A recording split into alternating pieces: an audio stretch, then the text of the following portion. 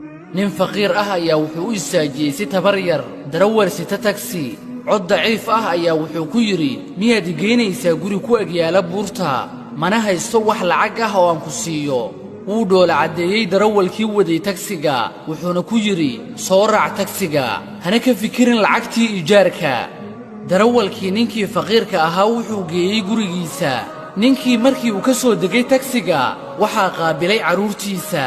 ilaa ay ka su'aaleen aabbe manoo keentay rooti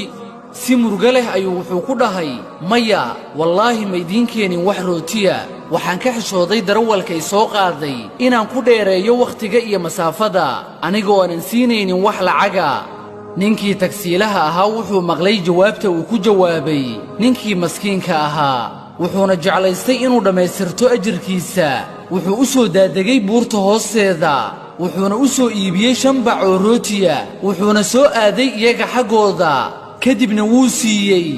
ninkii tagsiilaha ahaa wuxuu arkay carruurtii ninka faqiirka ahaa uu dhalay oo rootiga ku cunay daqiiqado gudahooda baahi daran oo haysay awgeed wuxuu isku dayey inuu qariyo ilmadiisa wuxuuna ka soo kaxaysay gaarigiisa buurtii ilaa uu ka yimid magaaladii isagoo u socda inuu shaqaysto wuxuuna raadinayey dad uu ku qaado gaariga durbadiiba waxaa istaajiyey nin dalxiisaa ah wuxuuna ku yidhi waxaan rabaa inaad igeysid elaboorka tagsiilihii wuxuu geeyey ninkii dalxiisaha ahaa elaboorka markii uu geeyey elaboorka kadib ninkii dalxiisaha ahaa wuxuu siiyey tagsiilihii 2,000 oo dollar lacagta laga rabayna keliya waxay ahayd 500 oo dollar ninkii darawalka ahaa isagoo jooga weli elaboorka ayuu haddana arkay nin doonaya in la geeyo hoteel ka mid a hoteellada ugu caansan magaalada wuxuuna siiyey 1,000 dollar ninkii darawalka ahaa wuxuu aaday suuqa wuxuuna soo iibiyey qudaar hilib iyo macmacaan waxaasoo idilna wuxuu saartay gaarigiisa si uu ugu qaado ninkii faqiirka ahaa iyo reerkiisii ku sugnaa buurta maxaa yeelay wuxuu ogaaday inuu allah ugu arsaaqay waxaanoo idil sabab uga timid ninkii uu caawiyey si niyada ilaahay dartiisana ah alla weyne wuxuu yidhi من ذا الذي يقرض الله قرضا حسنا فيضاعفه له أضعافا كثيرة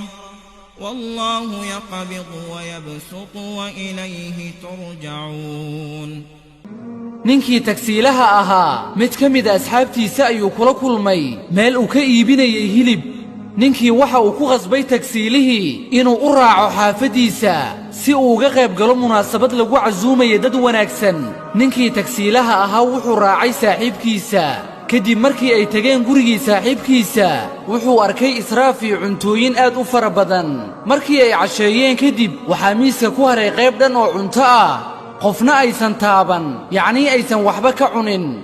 ninkii wuxuu yidhi xaggeen geeyaa cuntadan ninkii darawalka ahaa wuxuu yidhi aniga ayaa qaadanaya markii uu soo macsalaameeyey tagsiilihii saaxiibkiisa kadib wuxuu aaday reerkii ninkii faqiirka ahaa wuxuuna siiyey wixii uu soo iibiyey oo idil iyo wixii uu ka soo qaaday gurigii saaxiibkiisa ee lagu martiqaaday isaga ninkii faqiirka ahaa wuxuu ku dhowaaday inuu la ilmeeyo farxad darteeda intii uusan ka soo tegin ninkii tagsiilaha ahaa gurigii ninkii faqiirka ahaa wuxuu maqlay isagoo taagan markaa albaabka gadaashiisa codkii carruurta iyagoo aad u qaylinaya farxad awgeeda sida inay milkiyeen wax aad u weyn oo kale ninkii tagsiilaha ahaa waxaa ka soo daadatay indhihiisa ilin isagoo aad ula xanuunsaday reerkaasi waxa ay ku sugan yihiin oo dhibaato ah wuxuuna ugu duceeyey inuu allah u naxariisto uuna wanaajiyo wuxuu kaloo ku duceeyey inuusan allah ina oofsan innaga oo masaakiinta ka gaabinayna arrinkooda aanana ka warhaynin xaaladooda alla weyne wuxuu yidhi يا أيها الذين آمنوا لا تلهكم أموالكم ولا أولادكم عن ذكر الله ومن يفعل ذلك فأولئك هم الخاسرون وأنفقوا مما رزقناكم من قبل أن يأتي أحدكم الموت فيقول رب لولا أخرتني إلى